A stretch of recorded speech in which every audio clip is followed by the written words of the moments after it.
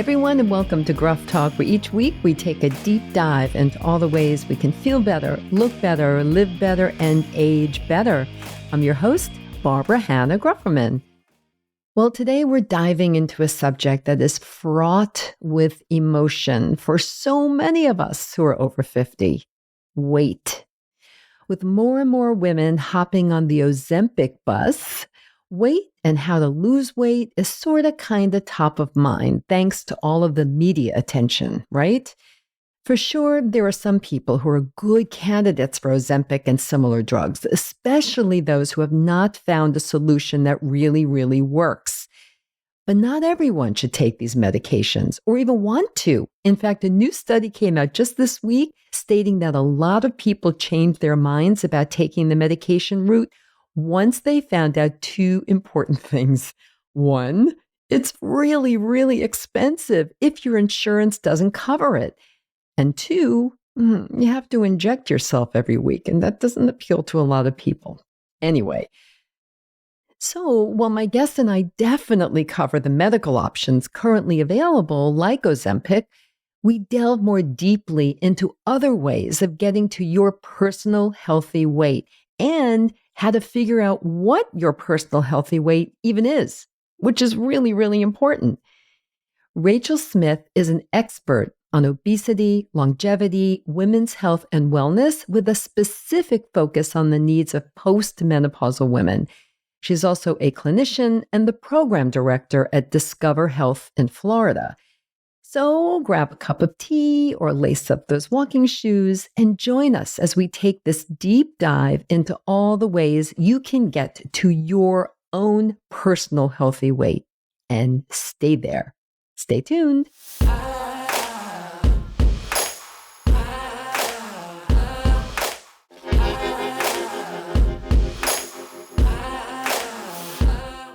Joining me today to talk about evidence-based ways that you can lose weight is Rachel Smith, who is an expert on obesity, longevity, and she's also a clinician that is also program director of Discover Health in Florida.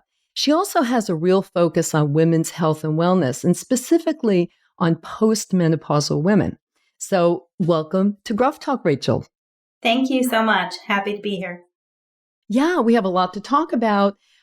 This has really been in the news a lot because I think because of Ozempic and the other drugs that are helping people to lose weight very quickly and rather easily, it seems. And so weight loss is once again kind of in the discourse, don't you think? It is a hot topic. There's a lot of chatter out there. There really is. And you know, I read a lot of medical journals, and one of the ones I read last week, I believe it may have been Helio, was an article that was written by you, and it focused on intermittent fasting. And I'm a big fan of intermittent fasting. In fact, I do it myself rather frequently. I follow the program, and people have heard me talk about this, and I've written about it quite a bit. The program put forth by Dr. Walter Longo out at the University of Southern California. And it's a really fascinating program. I really believe in the science. So I was very intrigued by your article, which I read. And then I said, you know, I'd like to have her on the show to talk more about intermittent fasting as a strategy of one of many to help people to lose weight. But then when you and I started to talk, we said, you know, we need to go a little bit deeper into some of the other strategies as well, and not just focus on intermittent fasting, which is what we're going to do today. So let's start from the very beginning. What is, Rachel, what is obesity and how is it different from being overweight? Sure. So obesity, first of all, I think foundationally the framework that we work with our patients within is an understanding that this is a chronic metabolic disease. But the definition of obesity is still based on the BMI guidelines, which we'll talk about in a bit. May not be ideal, may not be perfect, but it is a useful and quick tool for clinicians to use to evaluate the risk for a specific patient. So the BMI guidelines say that obesity starts at a BMI of 30. Overweight starts at a BMI or body mass index of 25 and above. So it's a range. And we can talk about the pitfalls of BMI, but essentially what we're trying to get at is how much excess fat is carried on the body, and how is that excess fat impacting an individual's health risks. Right. I mean, we could jump right now to the BMI as the gold standard of, understanding if someone is overweight, normal weight, or even obese. Why don't you just tell us a little bit more about that? And if BMI is no longer the gold standard, although I know, of course, it is still used quite frequently, what is the best way to determine if someone really is not at their ideal, healthiest weight? Mm-hmm. Sure. So body mass index is simply an equation that is based on height and weight. So the example I give to my patients is you could have two individuals, let's just say they're both 6 feet tall and they both weigh 280 pounds.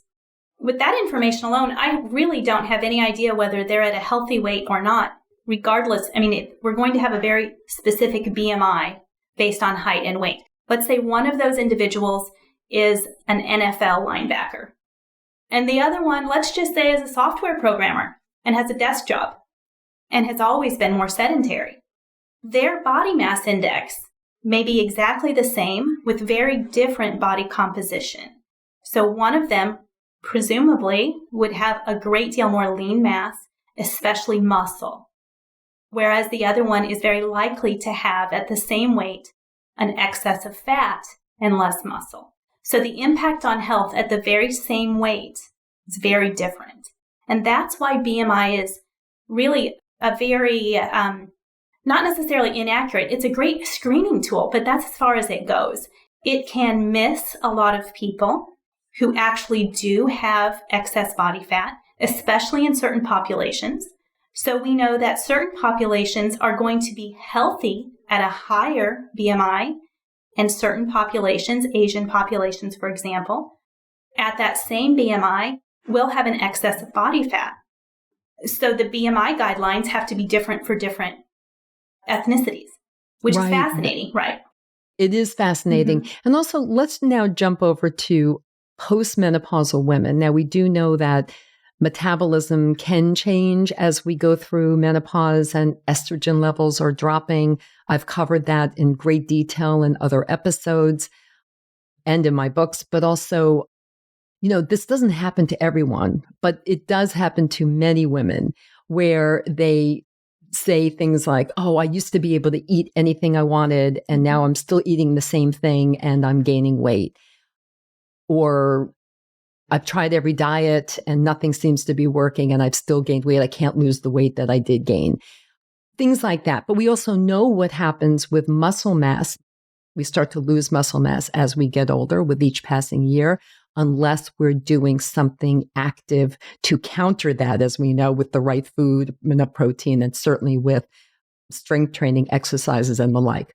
But really, the question I'm leading up to now is that very often postmenopausal women will gain weight in their middle area. Mm-hmm. And that really, has many different names: belly fat, visceral fat, which is the more medical term. It's fat that's what I call evil fat that can wrap itself around your organs. It's unhealthy fat in the middle. And so that's where another way of measuring fat on your body is with a simple tape measure. And tape measure is great. How important is that, in your opinion? Yeah, waist circumference is a really valid tool. What we use in our practice as a baseline measurement, and it's a measurement we follow with our patients quarterly during their work with us, is a body composition test. And there are several different ways to do body composition to actually measure body fat percentage, skeletal muscle, and lean body mass. And these test results give us so much valuable information, especially for that postmenopausal female who's been dieting quite a bit over her lifetime. Maybe not extreme diets, but she's always been paying attention, as we all do, right? There's always an occasion and a dress we need to fit into. Mm-hmm. So we're always on one diet or another.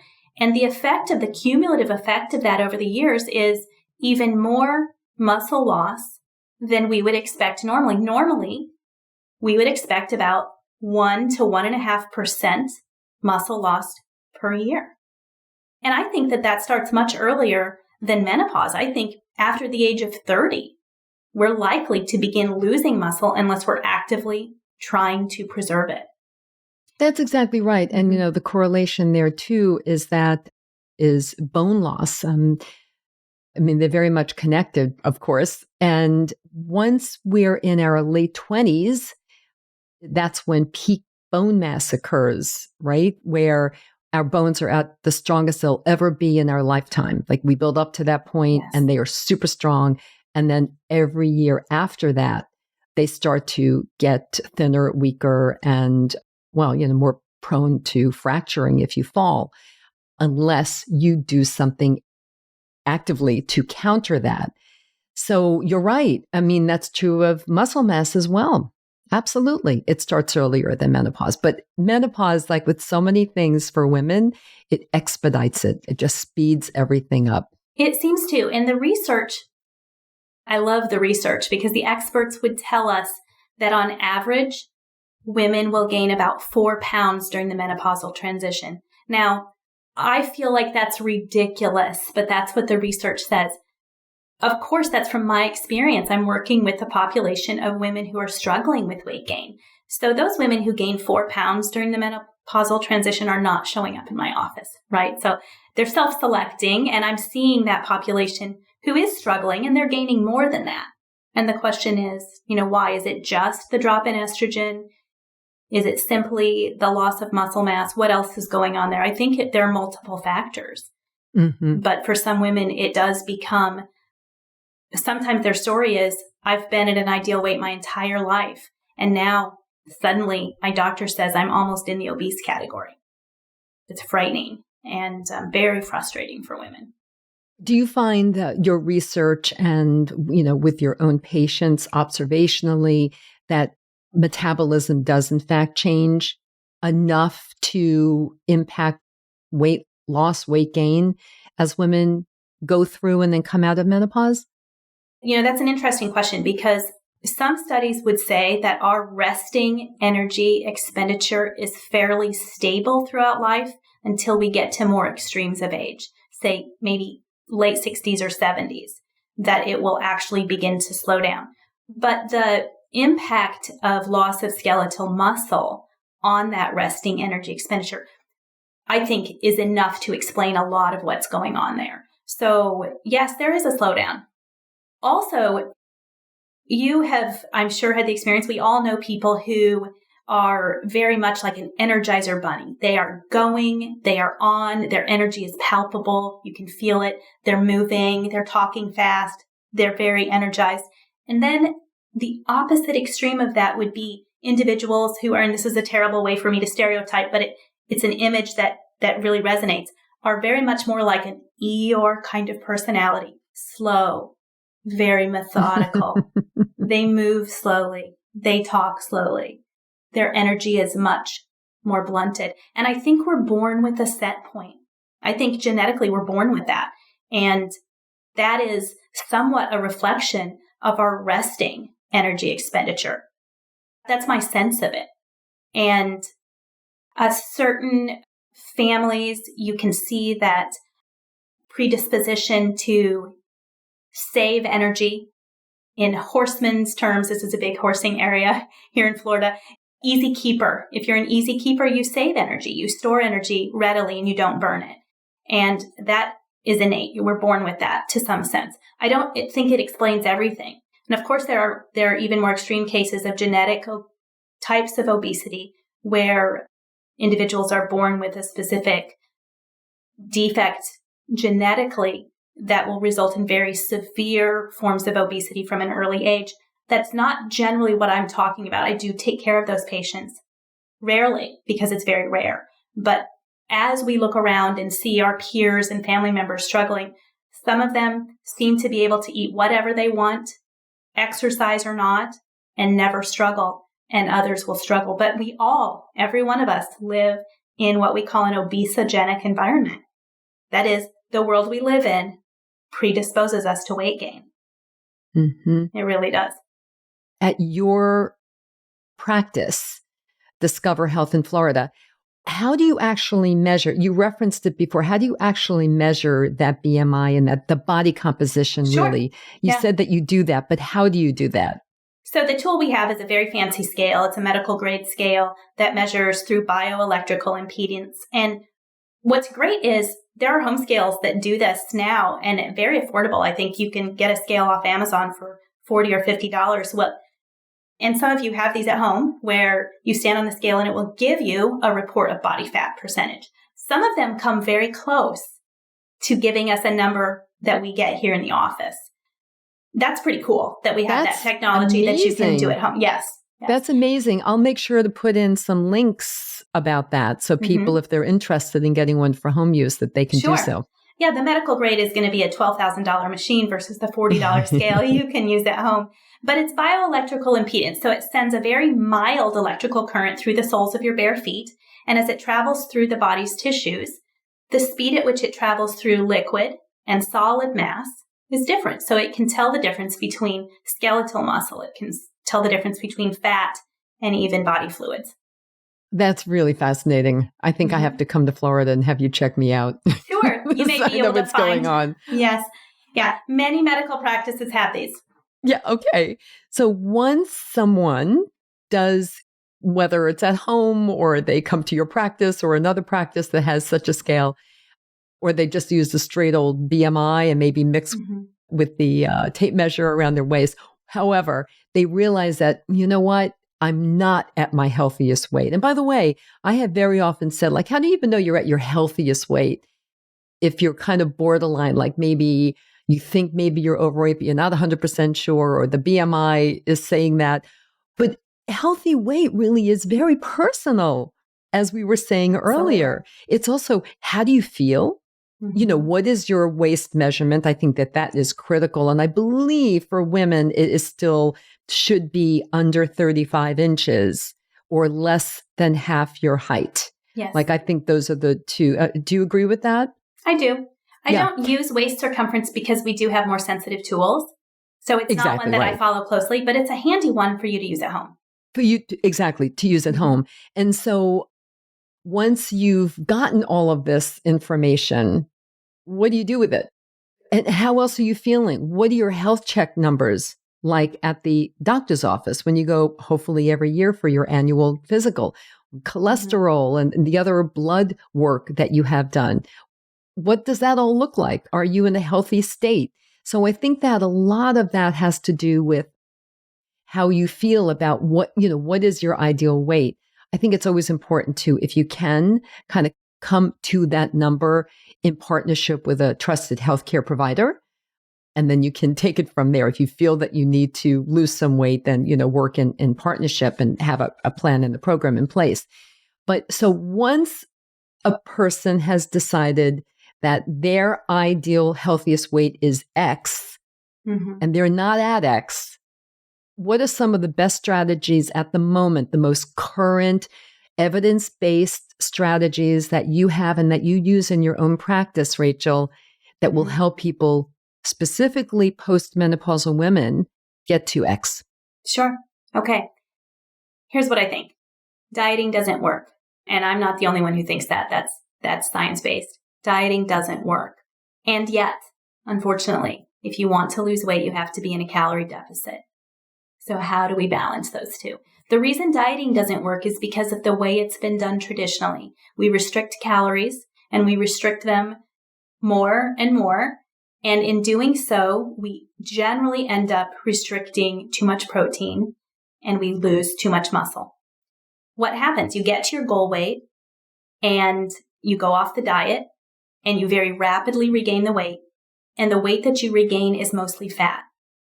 So now your body composition is worse than when you started, even if your weight ends up at the same point. But generally, it bounces back even higher. Most people have had that experience. They regain weight and it brought friends.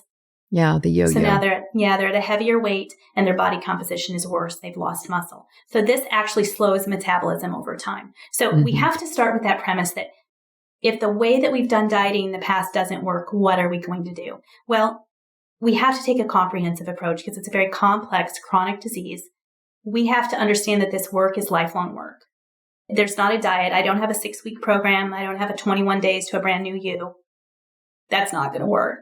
Unfortunately, I wish that I had that because patients want that. It might at the very least help you kickstart, maybe, or no. But in other words, you're saying steer clear of things like that, right? I think so. I think we have to. Okay. So we do take a very comprehensive approach. That is, we have to look at what you're doing nutritionally. So I start with a diet history, a very thorough diet history to understand how do you like to eat? What foods do you enjoy? Are you avoiding certain broad categories of food?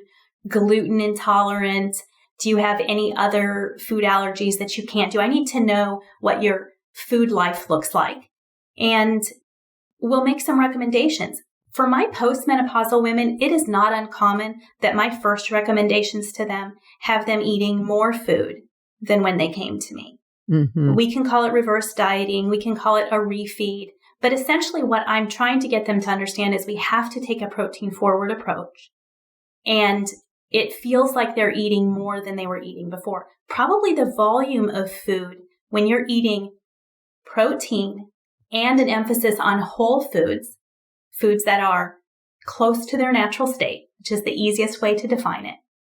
And most people are on board with that. And many people, by the time they come to me, they've tried all the things.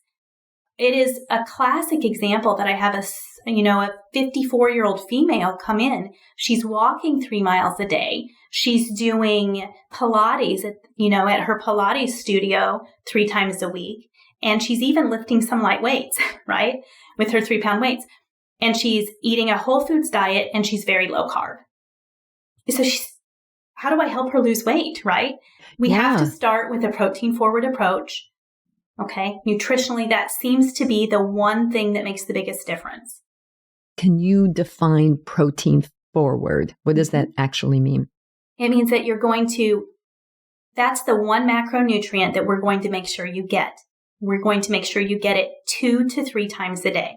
So if you're an individual who prefers intermittent fasting and are very comfortable eating 2 meals a day, then your per meal protein requirement will be higher. But if you are a standard 3 meal a day individual, then your protein requirement based on age will be either 30 or 35 grams for an older population of protein per meal. Once you've gotten that protein, if you're not used to getting that amount of protein, you're going to be very satiated.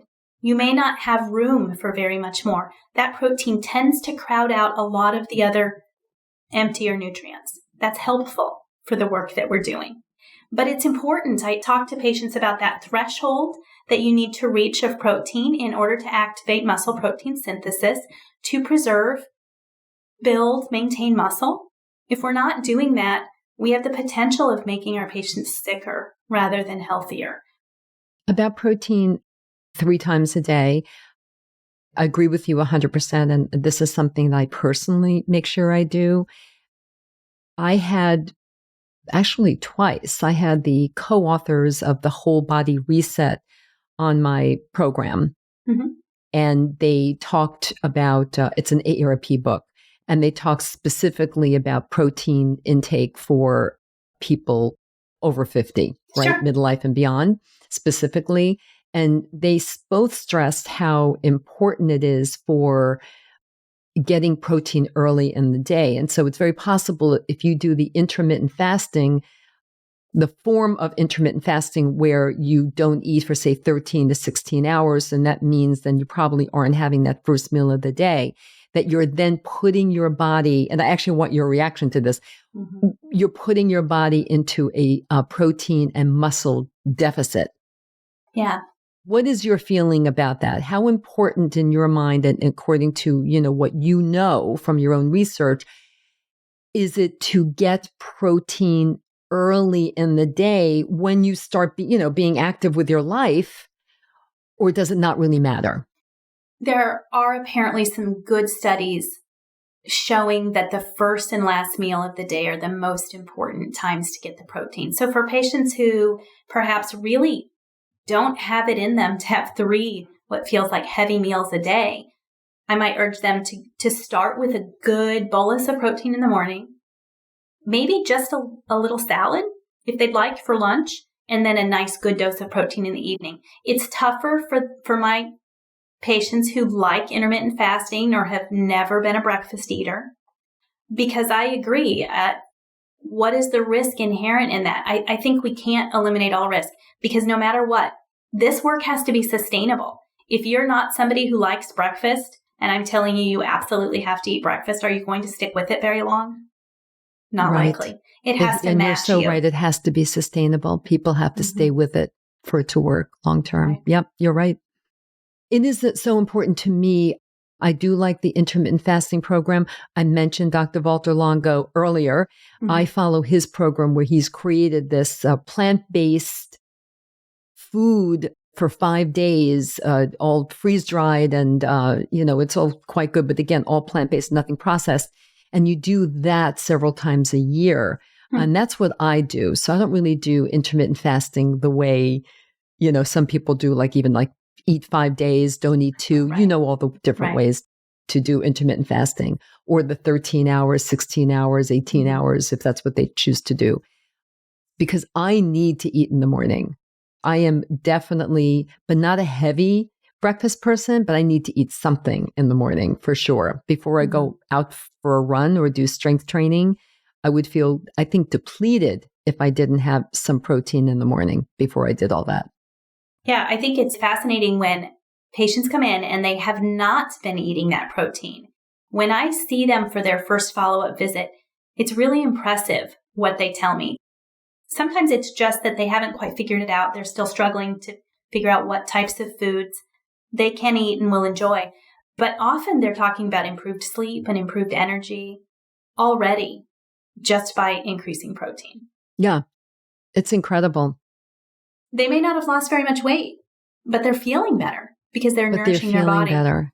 And also, isn't it true that, it could be because they're increasing their protein intake, they may also be following some other, protocols that you've set for them, like strength training, resistance training, which might be then increasing muscle. So it's very possible that they could be losing fat and just gaining muscle. Therefore, their weight is staying where it was. That's also, that could be a little discouraging maybe for some people who don't see any weight change, although things are really getting better in a bigger picture sense, right? Right. That's why we do the follow-up body composition testing, so that if we have a patient who's not quite seeing the efficiency that they want to see, if they've really embraced the strength training and they're working out regularly, it is going to slow down the number that they see on the scale. Unfortunately, I would love to be able to deliver really efficient weight loss. Patients in general want more than 2 pounds a week, but that's not safe weight loss. No. We've read that, we've seen that for years and years and years. And I truly believe that too. So protein forward eating, adding more protein in, best if you can add it in the morning, unless if you're doing the intermittent fasting. I still say at this point, with the research that I've seen, really at this age, I'm talking specifically 50 and over and like 60 and over, really tread carefully with intermittent fasting, right? I agree. To make sure that you don't lose muscle mass. So let's go on to some other strategies that you use. 4 pillars, right? So we've got nutrition, the activity and exercise piece of it. And those two are the two sides of the energy equation, right? How much energy is coming in? How much energy are we expending each day? And so those are really the foundation of any weight loss program, nutrition and activity. So you've already touched on it. The strength training is the piece most people have to add in. Helping some of my patients, especially my postmenopausal females, who learned in the 80s and 90s to use their treadmill to manage their weight, helping them walk away from that cardio, those hour-long cardio sessions every day. I think that is really beneficial for some of them. Expand on that, please. If I got that right, you're asking them not to spend an hour on the treadmill. Sometimes I want them to take a break from that kind of just doggedly, just intense daily cardio. I don't have hard research to support this, but I think that it sometimes is sending the wrong signal to the body. If you are exercising because you enjoy going outside and going for a run and you get all of the benefit of that in terms of endorphins. I think that's a very different experience than getting on the treadmill and watching the calorie meter count up, as you're burning 100, 200, As a runner, calories. I couldn't agree more with you. That would be so horrible to me to go onto a treadmill. Number one, just to go onto a treadmill. I'm not a treadmill person. But you're right, because one of the great enjoyments of my life is to go outside in nature and run or walk, run and walk. Right. But being outside and not even thinking about the calories that are being burnt. Yeah, absolutely. Mm-hmm. So sometimes I do ask them to modify what they're doing with exercise. Let's walk daily. Our exercise guidelines are 300 minutes a week. So that works out to 40 minutes a day, 6 days a week. And I start my patients out with a goal of daily walking if they're not doing anything. A goal of daily walking, 45 minutes. That should be about 3 miles of walking. And you can do it in divided sessions. Your body doesn't care if you do it all at once or if you divide it up. You can take a walk before work, a walk over your lunch hour, a little walk after dinner. Beautiful. And then we add a couple of sessions of strength training a week, full body to exhaustion, right? Following all the guidelines for progressive muscle overload. And for many women in this age group, that is a foreign concept to them. So we really have to encourage and support and remind them, you are not going to get bulky, right? It's not easy to build muscle. This does not happen accidentally. Right. You have to be very intentional, and we're all about just supporting and maintaining your muscle. Mm-hmm. And then we want a little bit of that higher intensity cardio. I like HIIT workouts. Yep. For patients who are really pressed for time, I like the Tabata workouts. They're even shorter. A typical Tabata workout would be something like 4 to 7 minutes of very high intensity. This is going to be burpees and jumping jacks and push-ups. By the end of the 4 to 7 minutes, you're going to be laying on the floor panting for breath. It's a very high intensity workout, but a great way, very effective. So you can pull up Tabata apps for free. Got it. Those are easy to find. Okay. Thank you. Sure. So you recommend that to your patients for the cardio aspect, if you will. If they're pressed for time. Mm-hmm. That's the biggest thing. I don't have time, right? Mm-hmm. None of us have time. Lives are so busy. So if you don't have 7 minutes, really? If you don't have 7 minutes in your day? I couldn't agree more. Yeah. And you know what's so interesting, Rachel, is that I recently had on the show Gretchen Reynolds, who was for over 20 years, was the health writer for the New York Times. And then she moved over about 6 months ago to the Washington Post with a bunch of other health writers. They all kind of went over together for some odd reason. But anyway, so she was on the show talking about a few of the articles that she's done recently. One of them was about exercise snacks.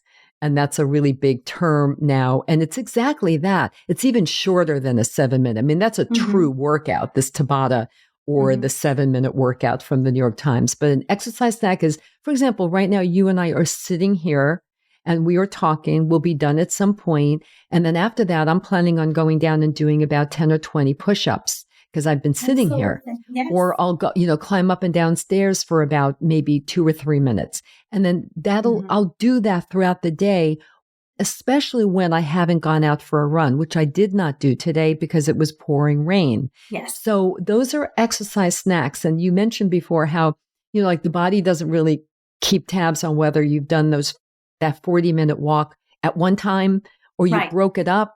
It doesn't really care that much. Right. Which is the beautiful premise behind exercise snacks. And it really works, everyone. It does. Mm-hmm. I call it something different. I call it sneaky exercise. I love it. Okay. We just, I do the same thing.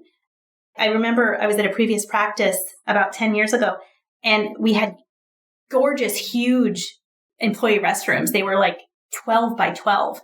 And so I would go in between patients and I would do push-ups, and sometimes I would do handstands against the wall just between patients, right? And then one of the other physicians walked in and caught me doing handstands in the bathroom. Embarrassing. But that's what I've always done. And I teach my patients the same thing. Especially for women who've never done push-ups, we start them with countertop push-ups. Can you do 10, right? You work up from countertop to being able to do them on your knees. And eventually guess what? You'll be able to do push-ups, full military style. Right. And that's a powerful move for a postmenopausal female. So we're talking about the various things that we put into place for patients and the 4 different areas: nutrition, exercise. The behavioral piece of it is huge. And really the behavioral piece, if we have any amount of serious weight to lose, that's usually an issue. It's the elephant in the corner. It is how our culture has taught us it's okay to use food to treat our emotions, our negative emotions. And I'm not a clinical psychologist. I have training as an advanced nurse practitioner and a health coach, and a lot of that is behavioral work. But the component of emotional eating and how that has really just become the cultural norm. And it's okay. Everyone does it. We all do it. Do you find that that's a really big component or a big aspect of your patients who come to see you? Emotional eating, or the emotions of eating and the relationship to food? Yes, this is a very real issue. And I would say there are very few patients that we don't have to do this work with. Very few. But listen, I'm working with a population of people who have tried all the diets. Yeah. They've already done the low carb thing. They've done paleo. They've eliminated broad food groups. They're exercising. They've gone to extremes already. Now they are sitting in an obesity medicine specialist office. Okay, so these are people who didn't just gain 10 pounds with menopause. Got it. Generally. Yep. Okay, so I don't think everyone who has a few pounds to gain struggles with emotional eating. I'm not saying that, but many of my patients do. Okay. So it's a cornerstone of the work that we do. If Yes. they don't get on top of that, none of the tools I give them will be effective. So what's the next pillar? So the relationship to pillar, food and... Yes, medication. Mm-hmm. Let's talk about that. That's a big one. Yeah, that's the exciting one. That's what everybody's talking about right now. So it's great. We are living in a very exciting time. There are new and better medications. Even the old standard medications that we had to work with for years still work really well. So if there are listeners out there who have heard about some of these newer ones, the Ozempic and the Wegovy are the 2 that are really hot in the news. And if their insurance doesn't cover these medications, take heart, because there are other tools that do still work. Appetite suppressants work very well if appetite is a struggle. It's not always a struggle.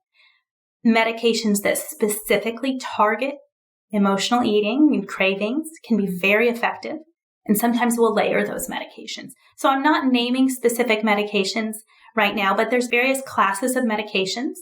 And in the profession of obesity medicine, it is standard practice that we look specifically for what our patient struggles with. And there are various tools that we use to evaluate that. And then we try to target those specific struggles with a medication that will suit them. Of course, we have to make sure that there are no contraindications, that it's safe and isn't going to interfere with other medications that they're on. So that can be a challenge at times. But we're looking for something that will help them with what they struggle with. So for some people, they never feel hungry. An appetite suppressant wouldn't really be beneficial for them. Mm-hmm. Mm-hmm. Right? These newer medications, the GLP-1 agonists, like Ozempic and Wegovy, they seem to work a little differently than some of the medications we've had in the past. They're communicating directly with our hypothalamus, and they're sending a message from our gut where GLP-1 is made in response to nutrient intake. So when we eat a meal, GLP-1 is normally released and it goes to the hypothalamus, and it sends a message of satiety. Satiety is, I'm good. I've had enough. Not I'm full. Not that Thanksgiving feeling of I need to loosen my belt, but I'm good. And when you have good satiety, you might leave food on your plate. Okay. So these medications upregulate satiety. Is hormone therapy one of the medications that you discuss with your patients?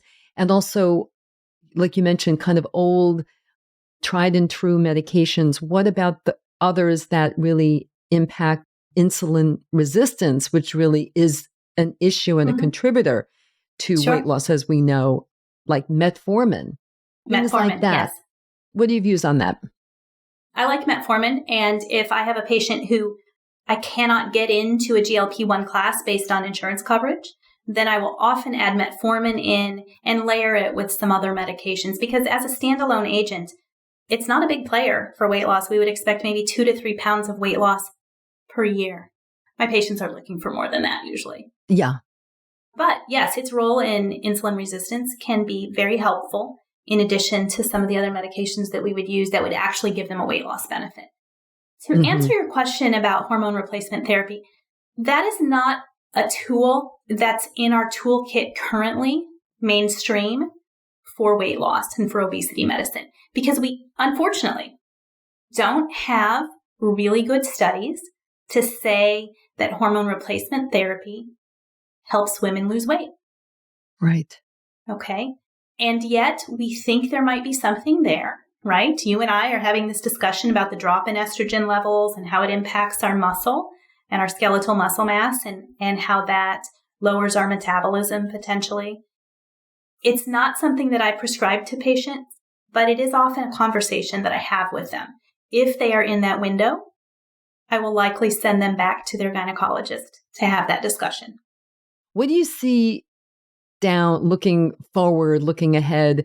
What do you see on the horizon? Anything interesting? Do you see more drugs coming out? Do you think that will continue to be the new shiny thing? Other tools, techniques, anything that you see coming down the pike? I'm really, really interested in hearing about, and the audiences too. This is already out there, so I don't have any news that nobody's heard about. But yes, there are new drugs in this same GLP-1 category. There's a triple G from Eli Lilly that we're looking to maybe be out in 25. And so we're still a couple of years out from that one. So what we've got right now is the GLP-1s, Wegovy and Ozempic. And then Mounjaro is on the market. And Mounjaro, again, is a diabetes medication. And it's a GLP-1 plus a GIP. And so that adds a second angle of attack, essentially, on the same problem. And it seems to have greater efficacy with about the same side effect profile. So Mounjaro has been very effective for diabetes. And we've seen in the off-label use that has been done, we've seen really impressive weight loss. Mounjaro will be released for weight loss probably later this year. And the problem with that, patients get very excited. Like, I hear Mounjaro is going to be approved soon. Yes, but will your insurance cover it for weight loss? Because most commercial we've insurance heard how plans, expensive it is. Right. So yes, there's more and more research, more and more drugs in this class and other drugs that will be coming out. But there's also some pushback, and that's exciting to me too, because what I know is we don't have a cure and there is no magic pill or magic injection. And no matter what combination of medications I give to a patient, if they're unable to do the lifestyle work, I can max them out on medication and they'll still gain weight.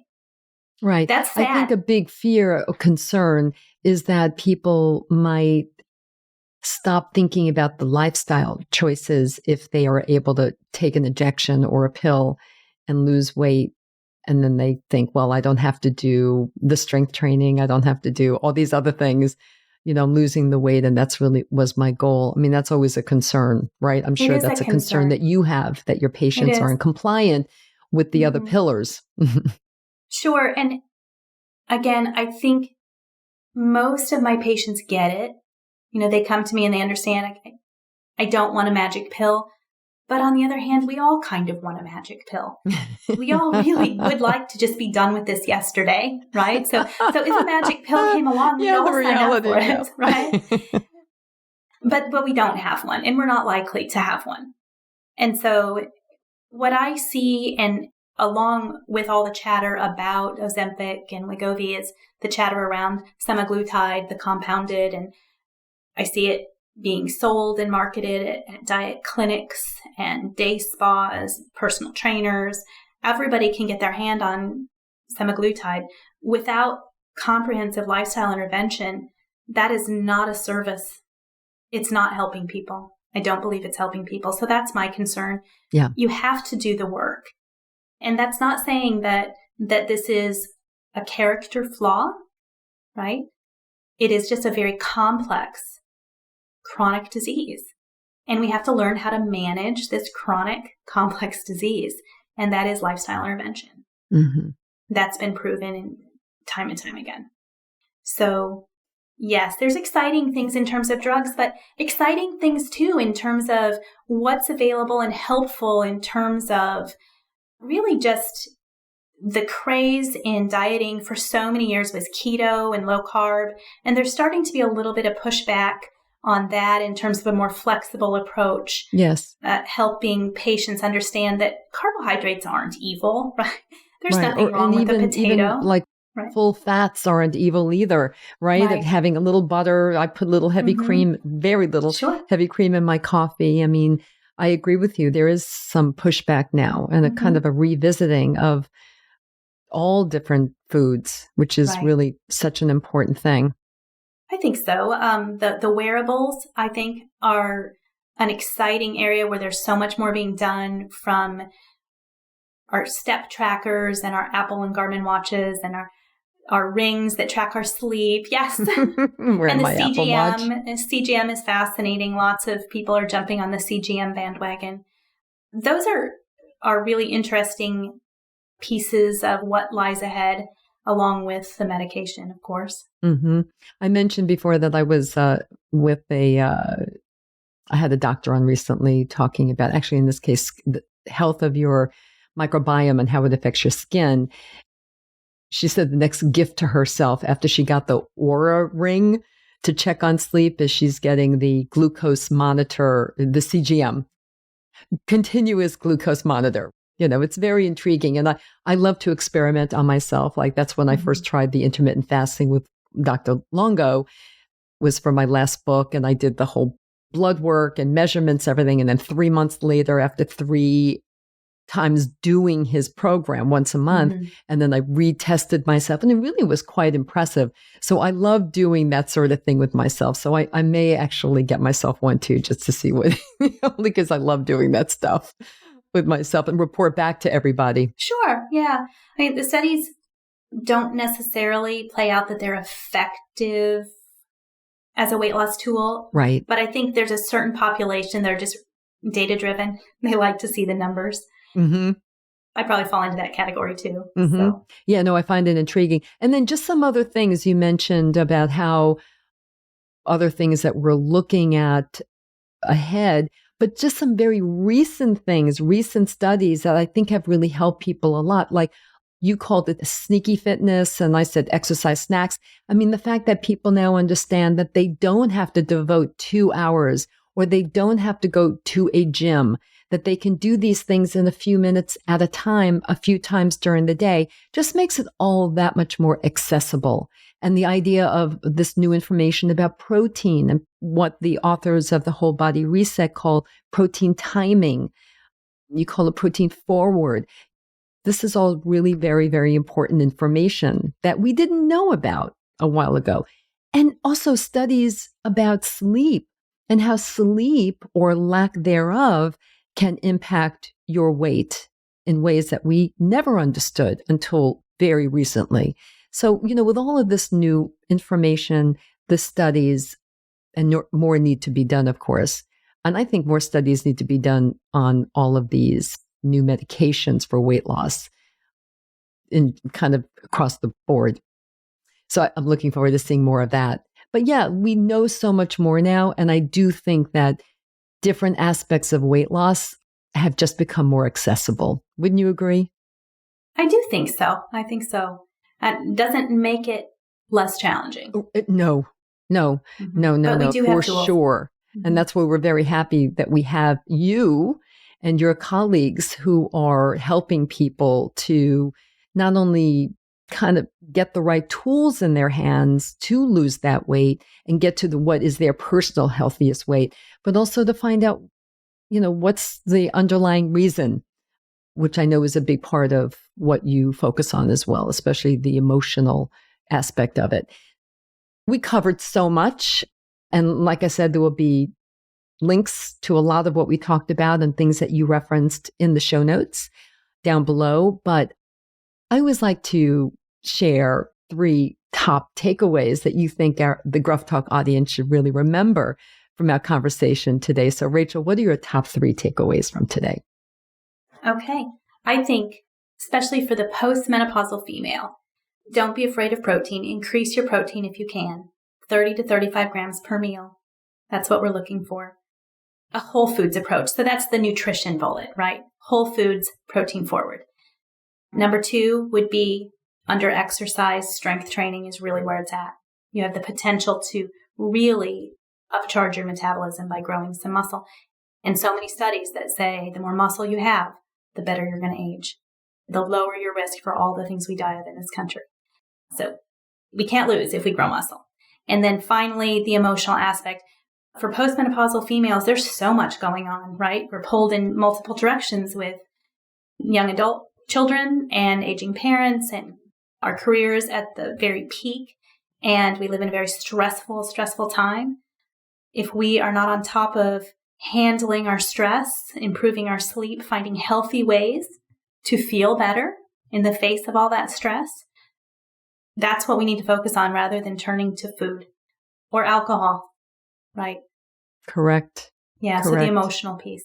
And we do know that there was an uptick in both of those during COVID, right? I've seen it. Yeah. Rachel, thank you so much for joining me today. This was very, very helpful, and I really appreciate it. And I hope you'll come back again and give us some more updates. Thank you. Oh, it was a lot of fun. Thank you. Thanks for tuning in, everyone. If you enjoyed this episode of Gruff Talk, please do 2 things. First, share it with all your friends and family, and subscribe to Gruff Talk wherever you listen to podcasts, including YouTube, so you never miss a single episode. Until next time, remember this: we can't control getting older, but we can control how we do it. Talk to you soon.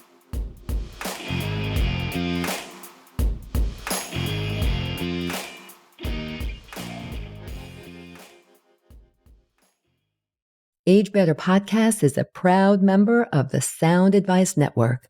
Sound Advice, women's voices amplified.